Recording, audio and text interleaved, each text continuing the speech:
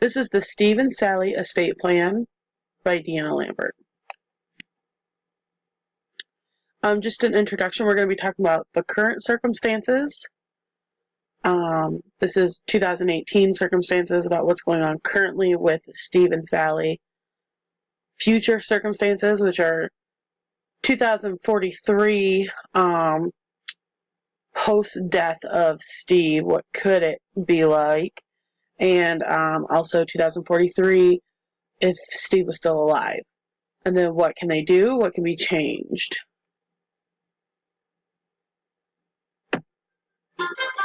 So estate plan based on current circumstances. In 2018, neither Steve nor Sally have a will. This leaves things open for interpretation. We don't know who the beneficiaries are, who's supposed to get what's supposed to go where, what happens if Sally dies before Steve, who gets what. It's really open-ended. So Steve and Sally both need wills pronto. That needs to let us know who's supposed to get what currently with the circumstances as they stand. What happens for Steve's will? What happens if Sally dies before him? What would happen if his beneficiaries die before him? For Sally, same thing. What happens if Steve dies before her, or one of her heirs die before her? Steve mentioned that he wanted to leave $10,000 for each grandchild. There are currently no grandchildren. This is just something he would like to do when grandchildren show up. $10,000. It does not say for what. Does not say how he's going to do it, where he's going to put it. It just says $10,000 for each grandchild. Each child is supposed to get a third of the liquidated estate after the death of Steve and Sally. This is 2018. They have 100 shares of Cornelia stock. They have a home. Steve and Sally both have a car. They have a checking account. So 1/3 of that liquidated estate should go to each of their children. The children are Sam, Sarah, and Steve Jr. Again, it does not say what will happen if Sally outlives Steve. It doesn't say what will happen if Sally dies before Steve, because again, there's no will. They have no general power of attorney. There's no living will, and Sally is only named beneficiary in 2018. She's named as Steve's life insurance beneficiary, which is pretty common for married couples. So we can almost assume that that's, was going to happen.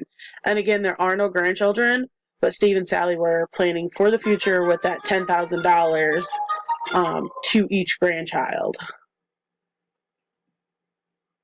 Currently, the house is titled as joint tenants with a right of survivorship, JTWROS.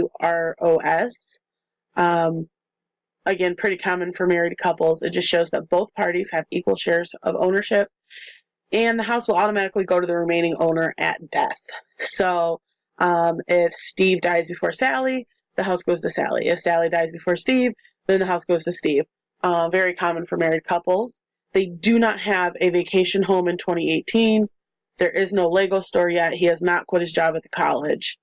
In 2018, the value of Steve and Sally's estate is much less than it will be in the future year of 2043, simply because that 100 shares of stock from Cornelius has not skyrocketed yet. Once it skyrockets, then Steve's estate grows exponentially. So based on future circumstances, we are looking at 2043 in the future. Part of this is looking at Steve has died. From the email that we were dealing with, Steve had passed away a little over 2 weeks ago. So between 2018 and 2043, the Cornelia stock has skyrocketed, is now worth more than $18 million. He quit his job and now owns a Lego store where he builds Lego masterpieces for clients. The 3 children, Sam, Sarah, and Steve Jr., all work at the Lego store. Sam, I believe, is the chief operating officer, the COO for the Lego store. Steve has a will. Sally, I'm not sure about Sally. We did not see a will.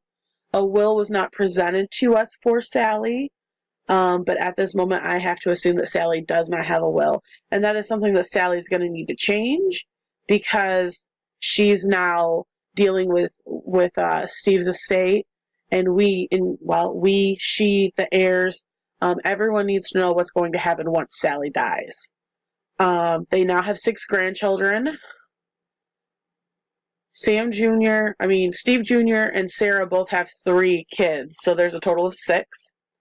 And in 2018, Steve was saying he thought he wanted to leave $10,000 to each grandchild, but he has now changed it to $15,000. This part's a little unclear because part of the will concerning the grandchildren is not finished. It needs to be fixed. It staggers off with what it's saying. It says something about education expenses, and then it's like cut off and the sentence isn't finished. So, if this was 2043 pre-death, Steve would want to get that fixed, like pronto. We need to make sure that it's fixed so we know exactly what the $15,000 is going for. We also need to verify, is it really jumping from $10,000 to $15,000? If so, cool. College is expensive, so those grandchildren will appreciate it. But we need to make sure that the part of the will that's deleted about education, that needs to get fixed. So everybody knows what's going to happen. Everybody knows what's going on, especially when it comes to the grandchildren and education. It'd be a good idea to put in there, if one of the grandchildren decide they don't want to go the education route, what happens to the money then? Are they still entitled to their $10,000 to $15,000, even though they did not go to school?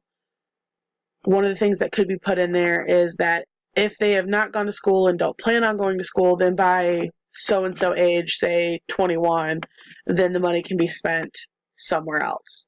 I've seen that done where if the kid didn't want to go to school, fine, but now they have to wait until they're a certain age to be able to get a hold of their money, to make sure they're mature enough and that they've thought through their decision.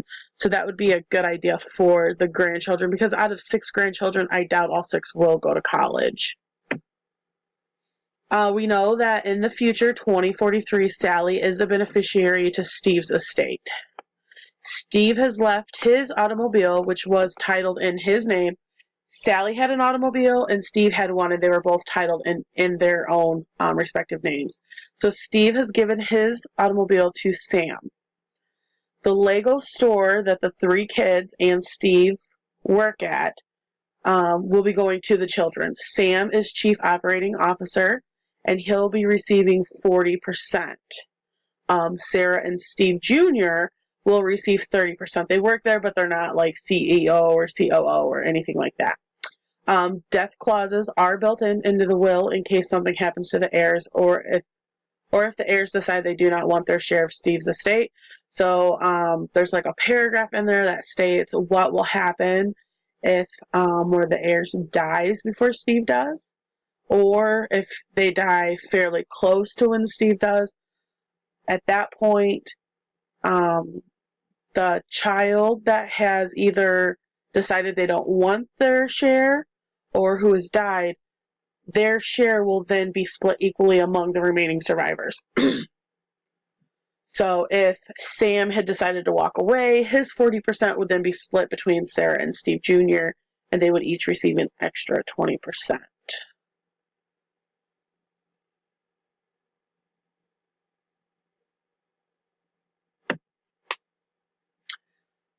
So for the future, looking at Steve pre-death, he could look into a trust for the Lego company.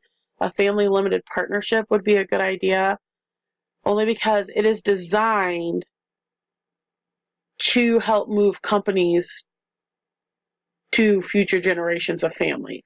So his children are in the business. On down the road, who knows, 2056, the grandchildren might decide they want to be in the business. And that would be a good way to do that. This would also help the transfer of the company before death happens. At this point, 2043, pre-death Steve is probably getting older. If he would like to do retirement, I mean, he's worth like $18 million. So if he decides he wants to do retirement instead, the family limited partnership would help transfer that company to the children so he could go ahead and take retirement. Sam does get a bigger piece of the company. He was at 40%, where Sarah and Steve Jr. were at 30. Because he gets the bigger piece of the company, Sarah and Steve Jr.